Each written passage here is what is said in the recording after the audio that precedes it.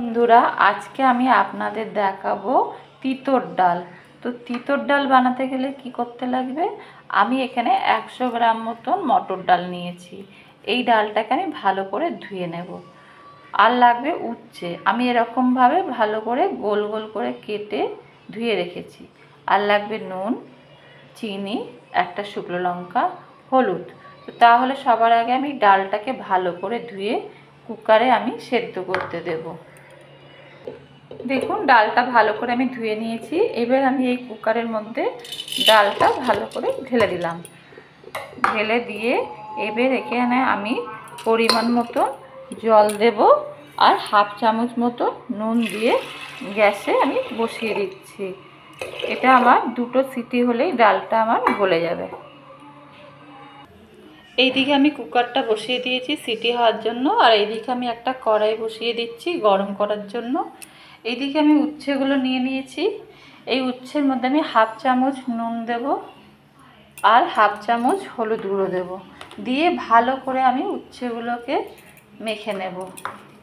মেখে নেওয়া হয়ে গেলে, কড়াইটা আমার গরম হয়ে গেলে, এখানে আমি আন্দাজ মতন সর্ষের তেল ঢেলে দেব, যাতে উচ্ছেগুলো ভাজা হয়। বেশি তেল দেওয়া যাবে না, কারণ ওই তেলের মধ্যেই আবার আমি ডালটাও সাঁতলাবো।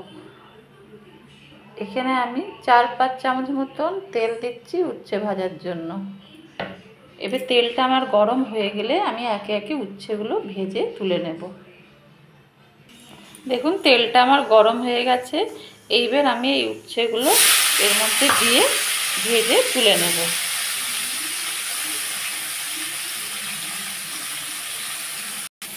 দেখুন, উচ্ছেগুলো আমার ভালো করে ভাজা হয়ে গেছে। এইবার আমি উচ্ছেগুলোকে উঠিয়ে নেব। ওই তেলের মধ্যে আমি এই শুকনো লঙ্কাটা ফোড়ন দিয়ে দেব। ভালো করে একটু লাল হয়ে যাক লঙ্কাটা।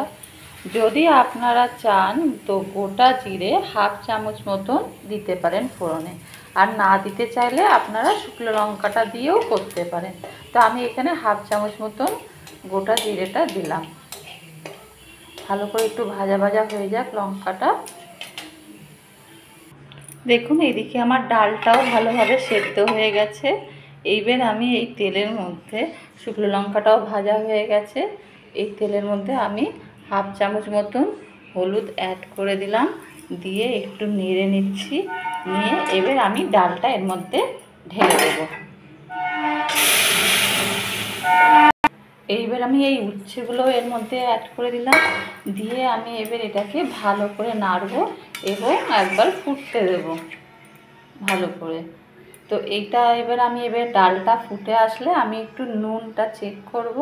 যদি নুন কম হয়ে থাকে তো নুন একটু দেব, কারণ উচ্ছের সাথেও আমি নুন দিয়ে ভেজেছিলাম, ডালের মধ্যেও নুন দিয়েছিলাম। সেটা আপনাদের চেক করে নিতে হবে নুনটা লাগবে কি না। আর আন্দাজ মতন মিষ্টিটাও দিতে হবে।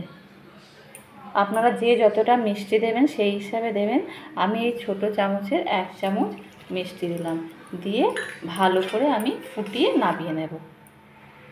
দেখুন, ডালটা আমার ভালোভাবে ফুটে গেছে। এবার আমি নামিয়ে ফেলছি। দেখুন, তাহলে একদম রেডি হয়ে গেছে আমার তিতার ডাল, যেটা আপনি গরম গরম ভাতের সাথে একদম তৈরি। তাহলে যদি আমার এই রান্নাটা পছন্দ হয়ে থাকে তাহলে আপনারা একটা লাইক আর সাবস্ক্রাইব করে দেবেন।